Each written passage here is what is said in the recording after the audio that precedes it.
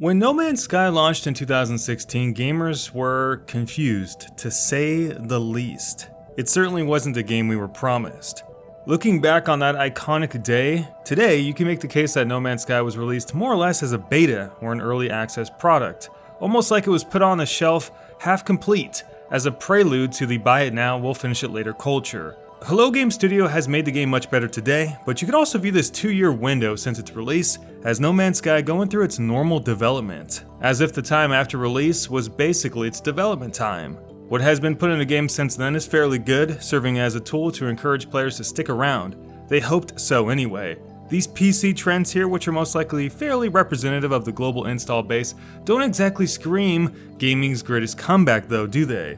Players come back for a little bit and then they leave. Happens with most games, so this trend is really nothing special. What is special from the looks of it though is No Man's Sky Next, the game's next massive update launching on July 24th. Aside from what Next is going to provide, there seems to be one fiery question popping up in the comment section, Reddit, Twitter, and all manner of places though. Does No Man's Sky deserve a second chance, and is this game going to make the greatest comeback of all time? Today I'd like to do something a little bit different. I want to take a multi-stance approach on No Man's Sky, provide the arguments for why Sean Murray and his team should and should not be forgiven for what they did to the gaming community on, around, and after August 9th of 2016. So to begin, let's look at the facts. No Man's Sky was hyped to the moon and back, touted as one of the most immersive, large, and interesting space games ever, and public expectation grew out of control as more and more teaser-style content was drip-fed to the industry. Oh, it tasted so sweet, didn't it? And the hype machine then grew out of control. For some people, I am sure they loved the game, but for the general masses and the critical gamer, it crashed and burned. No Man's Sky was one of the biggest games ever made, but it lacked purpose, promised content, and was heavily misrepresented to the general public.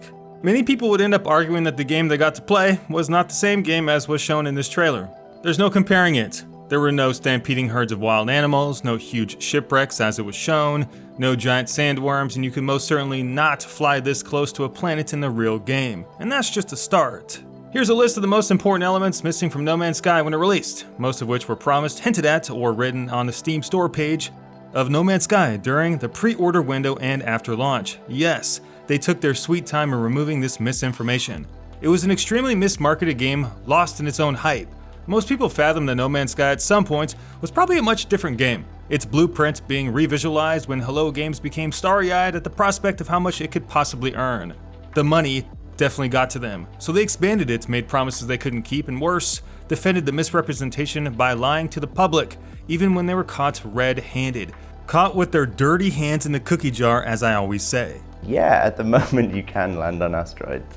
Eventually, the shitstorm came to a breaking point after the game was released and the company went into hiding, most likely given the torrential backlash and the hate thrown their way. People were rightfully upset at what happened to No Man's Sky because, you know what, I think a lot of us just wanted the game to be amazing. Why wouldn't we? I'm sure more at the fact that we were misled though. We could have forgiven the omission of many of these features had they not been promised and curbed our expectations from unrealistic expectations. What? But what followed suit was basically lie after lie, even in public spotlight interviews and gaming conventions alike. Because don't you forget, trust is easily lost in this industry by acting so devious. Thankfully, PC players were able to refund the game thanks to the introduction of Steam's refund policy 1 year prior, but for everyone else, they were definitely stuck with No Man's Sky $60 later, or up to $150 for some of the Explorer versions. Pre-order and hype culture can be shot with the blame for sure, but the fact that Hello Games actively promoted much of this misinformation makes the situation a lot different. It's one thing to show a trailer that might not model the finished game completely, which is expected because the game, hasn't been finished yet. It's another to go out of your way, and not only promise features that won't be in the game, but to continue lying about them after people have discovered that they are indeed not in the game. Sean Murray, you're a bad, bad boy. It's as if he was somehow doubling down on the fact that the situation would soon boil over and he wouldn't have to explain himself later on, but that proved not to be the case. It's not scummy bad business, it's just scummy, period. They were successful in generating a ton of new hype, and the day one review embargo helped make sure no one would find out about No Man's Sky until it was too late. So there was clearly premeditated strategy here that A, they were in too deep with the lies and realized there was no way out of the situation. B, they saw the impending tragedy coming way before anyone else. And C, they figured the only way to profit on the game now was to let the catastrophe happen and collect as many game sales as they could, so they took the fall while laying down on a carpet full of pre-order cash. This is the story that I believe, but you make up your own mind. The most shameful part to it all was that No Man's Sky was brimming with potential. Space games are in short supply, especially free-roaming builders with the scale of No Man's Sky. T2 and mining laser attachment operational. There's a certain degree of explorative wanderlust that this game could have captured, but it just didn't. To be able to travel the galaxy, meet new people, trade, fight in some big-ass spaceships, and get lost in the endless stretch of space, doesn't that sound awesome? No Man's Sky turned out to be a tragedy that failed to deliver on that vision. Taking the launch by itself in isolation, we should not support No Man's Sky given all of this information, but that's not the end of the story here. Somewhere along the lines, Hello Game Studio popped up from their hiding place and promised they would make good on the promise of their first game. No Man's Sky offered 3 free updates, and I think there was no mistaking that the game is a lot better today than it was in 2016. Granted, these were updates that the base game desperately needed, and elements gamers deserved when they bought the game initially, but it still has to count for something. I will always be against the buy our game now, we'll fix it later developer, but on the same token, No Man's Sky has received a lot.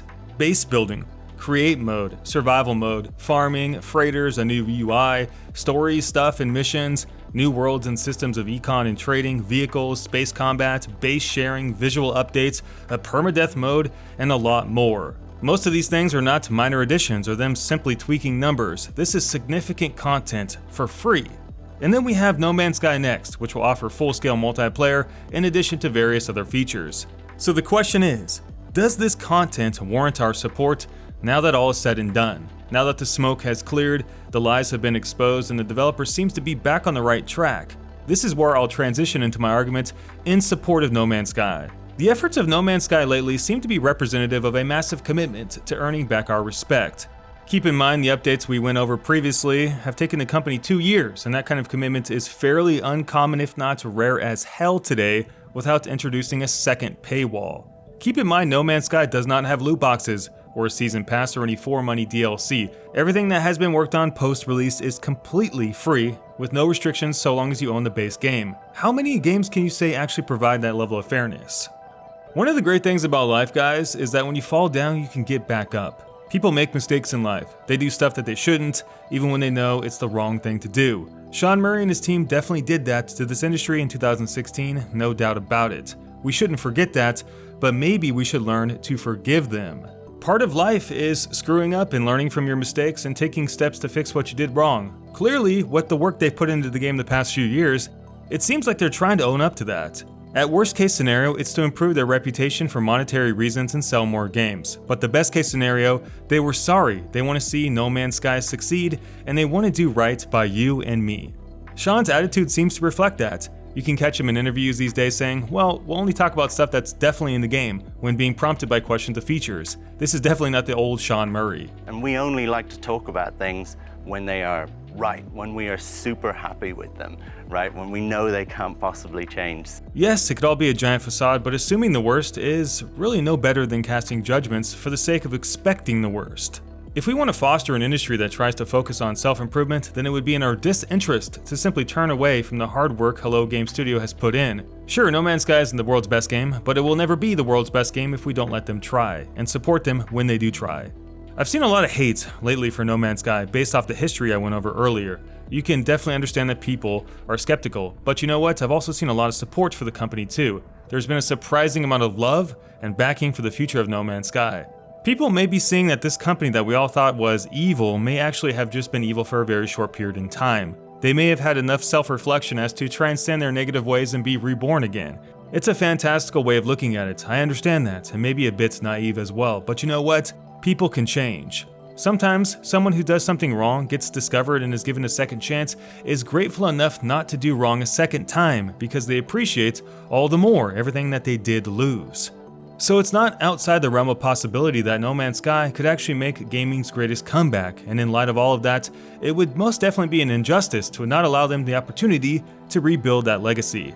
We may never forget what No Man's Sky did to us years ago, but we can most certainly choose to forgive. And that would be the argument in support of No Man's Sky Next. So there it is, guys. I've offered 2 different perspectives on the matter. I want to hear what your opinion is down below in the comment section. If you want me to chime in on mine, well then, I think that we should definitely give them one more shot, but that's just me. Thanks for watching, guys. Don't forget to thumbs the video up if you enjoyed it, and if you didn't, then maybe you can find something else on my channel that you do like. Have a great day, and we'll see you in our next video. Peace, love, and happiness. Until then, you guys take care.